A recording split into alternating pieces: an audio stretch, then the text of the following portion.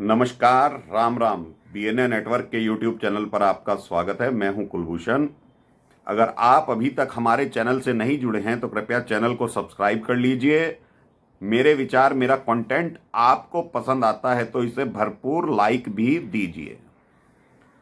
अरविंद केजरीवाल की याचिका पर कल सुप्रीम कोर्ट में सुनवाई चल रही थी और यह सुनवाई 2 दिन से चल रही थी। तो कल अरविंद केजरीवाल की दलीलें खत्म हो गई।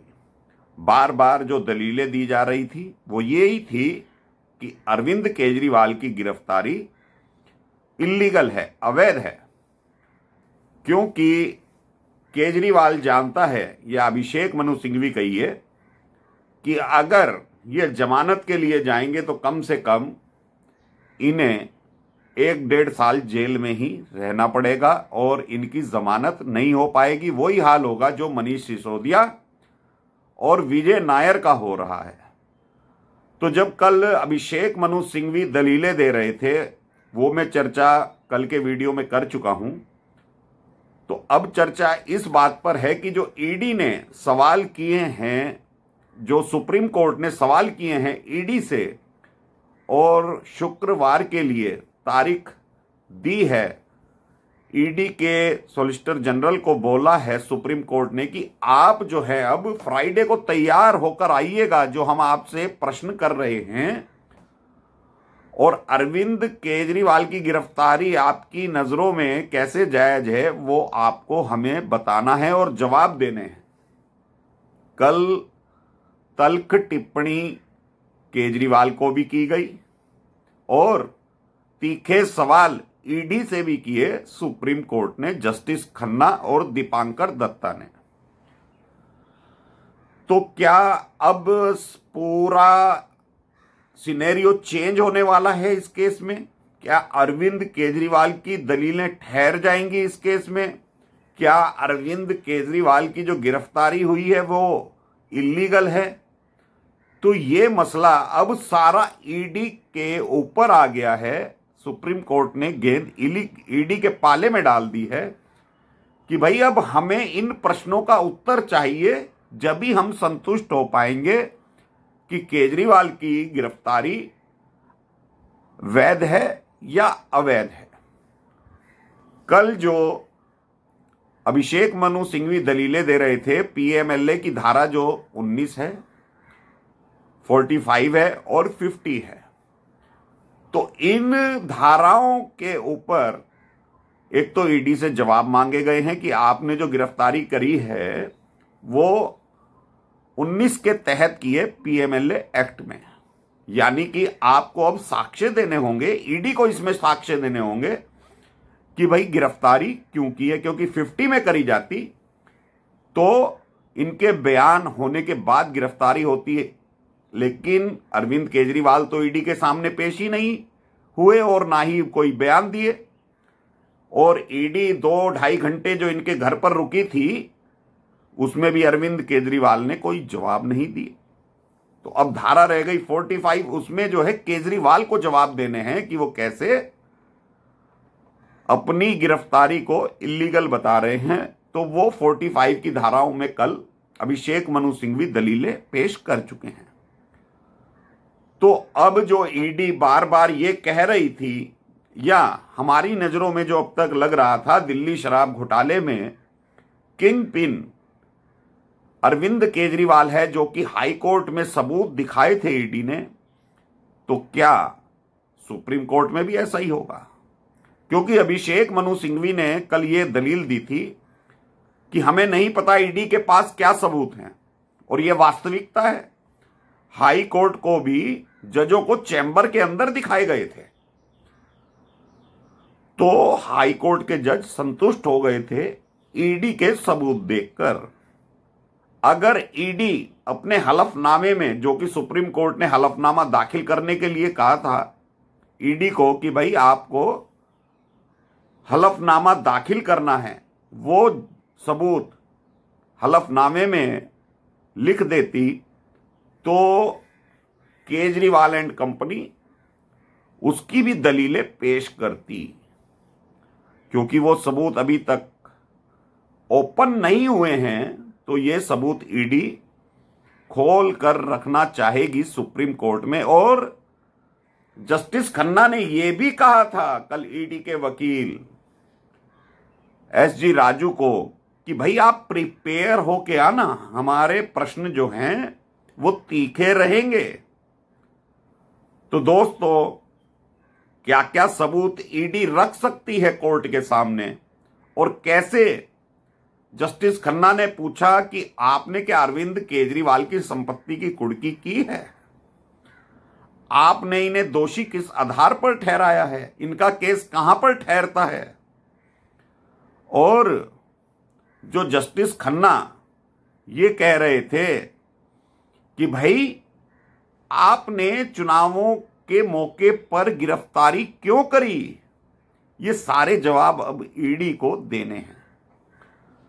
तो ईडी हलफनामे में भी लिख चुकी है और हाई कोर्ट को भी बता चुकी है कि भाई हम जो हैं अक्टूबर माह से अरविंद केजरीवाल को समन पे समन जारी किए जा रहे थे, 9 समन हमने भेजे हैं, इनका कोई जवाब नहीं आया और इल्लीगल करार दे रहे थे प्रेस कॉन्फ्रेंस करके जनता के बीच में, और बार बार यही कहते थे मेरा दिल्ली में शराब घोटाला हुआ ही नहीं है। तो ईडी ने जो सबूत इकट्ठा किए हैं, अब वो ईडी क्या क्या कोर्ट को बता सकती है, क्या क्या सबूत पेश कर सकती है। नंबर 1 ये है दोस्तों कि सबसे पहले ईडी पॉलिसी पर जिक्र कर गई कि ये पॉलिसी किस कारणों से चेंज हुई और क्यों बनाई गई।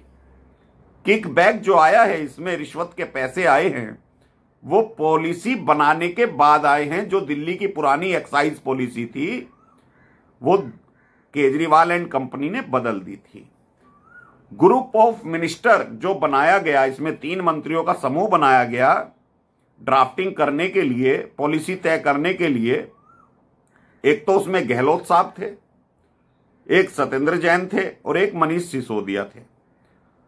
तो वो अरविंद केजरीवाल के आदेश पर ही ग्रुप ऑफ मिनिस्टर बना था और जो ड्राफ्ट करके रिपोर्ट दी गई वो अरविंद केजरीवाल को दी गई।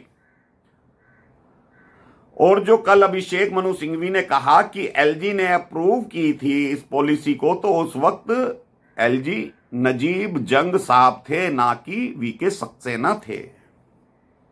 और जो ड्राफ्ट नजीब जंग ने अप्रूव किया था, उस ड्राफ्ट के बाद भी कई तब्दीलियां करी गई हैं इस एक्साइज पॉलिसी में। तो अरविंद केजरीवाल तो यहां साफ साफ फंसते नजर आ रहे हैं। चरणप्रीत सिंह, हवाला कांड, और जो रिश्वत के पैसे आए हैं गोवा में, खर्च हुए हैं वो स्लिप्स, व्हाट्सएप चैट्स, ये सारे सबूत ईडी अब पेश करेगी केजरीवाल के खिलाफ। अब दूसरी बात यह है दोस्तों, अक्टूबर माह में जब मनीष सिसोदिया की जमानत पर सुनवाई हो रही थी तो जस्टिस खन्ना की ही बेंच थी। उन्होंने कहा था आपने आम आदमी पार्टी को अब तक पार्टी क्यों नहीं बनाया दिल्ली शराब घोटाले में। तो ये अक्टूबर की बात है। तो जो कल संजीव खन्ना साहब ने ये कहा था कि इसमें 1 साल से ऊपर हो गया है, आपने अरविंद केजरीवाल के खिलाफ पहले कार्रवाई क्यों नहीं करी। तो अभी अप्रैल माह खत्म हुआ है और अरविंद केजरीवाल की गिरफ्तारी शायद 21 मार्च को हुई थी और उस वक्त जस्टिस खन्ना ने मनीष सिसोदिया की जमानत पर सुनवाई करते हुए ईडी को कहा था कि आप ये जांच पूरी करके 6 महीने में ट्रायल पूरा करें। तो जब अरविंद केजरीवाल की गिरफ्तारी हुई तो 6 माह के भीतर ही हुई। तो ईडी के वकील बोल सकते हैं संजीव खन्ना को, माय लॉर्ड आपने 6 माह का टाइम दिया था और हमने जो जांच करी, आम आदमी पार्टी को इसमें पार्टी बनाया, तो अरविंद केजरीवाल के ये सबूत हम इकट्ठे कर पाए और इन्हें समन जारी किए और ये समन पर नहीं आए। इस वजह से हमें मजबूरी में इनकी गिरफ्तारी करनी पड़ी, क्योंकि ईडी हाई कोर्ट में यह कह चुकी है हमारी गिरफ्तारी करने की कोई मंशा नहीं है। तो हाई कोर्ट ने यह कहा था आपने अब तक कार्रवाई क्यों नहीं की, ये ईडी को कहा था।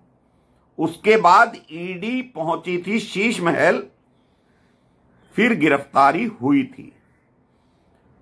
अब दूसरी बात यह आएगी जो ईडी कहेगी माफ कीजिएगा, ईडी ये कहेगी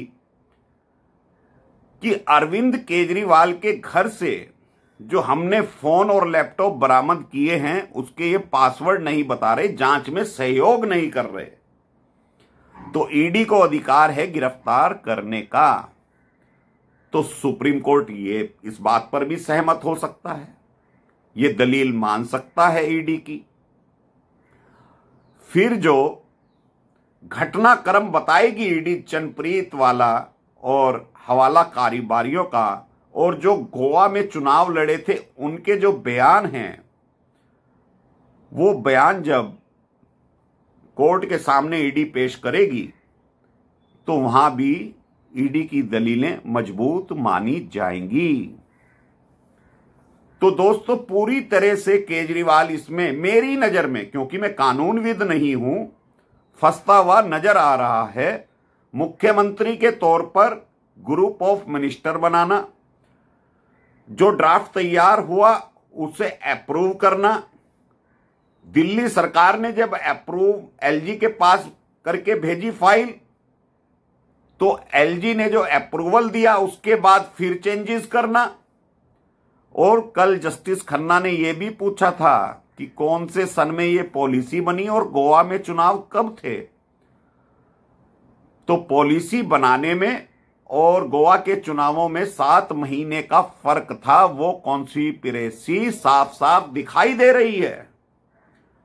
और जो हवाला की स्लिप्स मिली हैं, कॉल डिटेल मिली हैं हवाला कारोबारियों के बीच में, विजय नायर की, चनप्रीत की, वो सारी मैच कर रही हैं उस 7 महीने के दौरान। तो ये सारी बातें कोर्ट के सामने रखी जाएंगी और कुछ सबूत ऐसे होंगे जो ट्रायल के वक्त ईडी पेश करती है, वो सबूत भी सुप्रीम कोर्ट को दिखाए जा सकते हैं। तो सीधा सीधा हमारी नजर में अरविंद केजरीवाल इसमें फंसते हुए नजर आ रहे हैं। कोई शक सुबह नहीं है, क्योंकि एक मुख्यमंत्री पॉलिसी बनाता है, पार्टी का संयोजक होने के नाते पार्टी के चुनाव में पैसा खर्च करता है रिश्वत का, तो दो जगह अरविंद केजरीवाल फंसता हुआ नजर आ रहा है।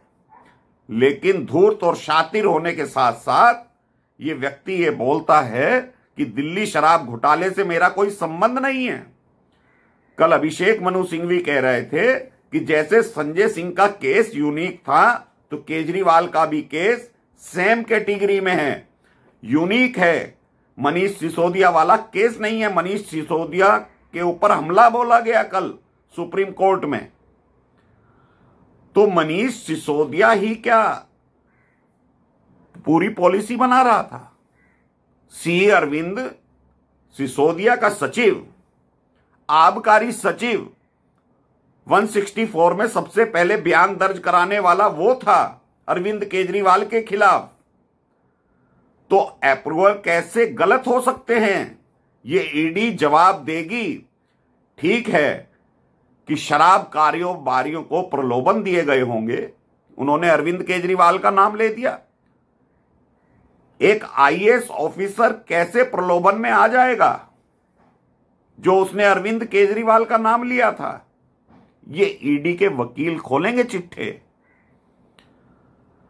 तो दोस्तों ये तो हो गया शराब घोटाले का मसला। तो दिल्ली हाई कोर्ट ने यह कहा अरविंद केजरीवाल के बारे में, जो विद्यार्थियों को, छात्रों को पुस्तकें नहीं मिल रही, ड्रेसेस नहीं मिल रही और ये शिक्षा मॉडल का ढिंडोरा पीट रहे थे, वो सारी पोल खोल के रख दी हाई कोर्ट ने। और केजरीवाल के बारे में जो सख्त टिप्पणियां की हैं और जो कहा है अपने आदेश में, जो एमसीडी के कमिश्नर हैं उन्हें कह दिया गया है अगर सीएम उपलब्ध नहीं है तो आप फंड जारी कर सकते हैं। सीएम की पावर कमिश्नर को दे दी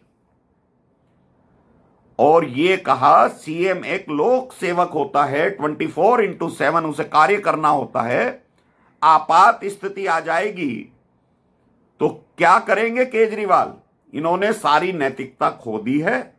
ये हाई कोर्ट की टिप्पणी है, जजमेंट आया है एमसीडी कमिश्नर के लिए कि आप जितना पैसा इसमें जाना है, खर्च होना है छात्रों के लिए, वो आप जारी कर दीजिए। हम आपको आदेश दे रहे हैं। और अरविंद केजरीवाल ने जेल में रहते हुए अपनी सारी नैतिकता खो दी है। तो इस धूर्त प्राणी के लिए प्रपंच करना बड़ा आसान है। मुख्यमंत्री पद छोड़ना नहीं चाहता ये व्यक्ति। तो ये दोस्तों नीच प्रवृत्ति, नीच किस्म के लोग इस दुनिया में होते हैं जो राजनीति को भी गंदा और अपवित्र बना रहे हैं। तो दोस्तों अभी के लिए इतना ही। जितनी मेरी समझ थी मैंने अपने विचार आपके सामने रखे, अपना कंटेंट प्रस्तुत किया। मेरे विचार से आप सहमत हो तो वीडियो को लाइक जरूर कीजिए, कमेंट बॉक्स में बताइए, चैनल को सब्सक्राइब कीजिए और वीडियो को शेयर करके बेल आइकॉन जरूर दबा लीजिए। धन्यवाद, नमस्कार, भारत माता की जय।